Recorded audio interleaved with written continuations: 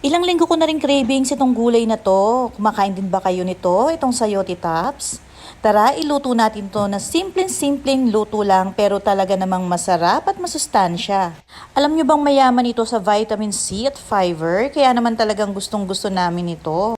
Pwedeng-pwede mo itong igisa kahit sa bawang at sibuyas lang, talaga namang masarap ang lasa nito.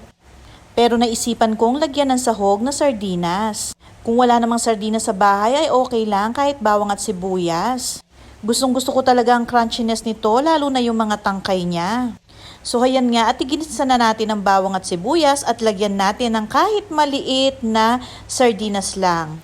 Isang tali nga pala ng sayote tops ito at 30 pesos ko lang nabili. Fresh na fresh naman talaga at kabababa lang galing sa Baguio City. Naalala ko pa nga nung lockdown, halos araw-araw kaming umaakit ng Baguio para kumuha ng strawberries at gulay. At alam nyo ba, ang babait ng mga farmer sa Baguio, talagang binibigyan kami ng mga libreng gulay. Halos ipinamimigay na lang din namin yung iba. So ayan, at ilagay na natin ang ating sayote tops at lagyan natin ng kaunting tubig. Pwede nga rin pala to kahit igisa nyo lang sa oyster sauce. Dagdagan na rin natin ng asin. Kahit nga pakuluan lang ito, masarap na masarap talaga itong sayote tops na to. Nilagyan na nga rin pala ni Moy ng kaunting Spanish paprika, pero pwede rin naman kahit paminta. Optional lang naman itong Spanish paprika na to. Ayoko na masyadong luto sa gulay, gusto ko talagang half cook lang. Kaya maya-maya, pagkatapos natin takpan ng mga 2 minutes, ay pwedeng-pwede na yan.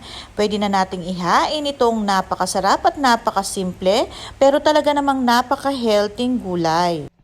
Kung nagustuhan nyo nga pala mga cooking recipe namin ni Moy, don't forget to subscribe para updated kayo sa mga susunod pa naming recipe.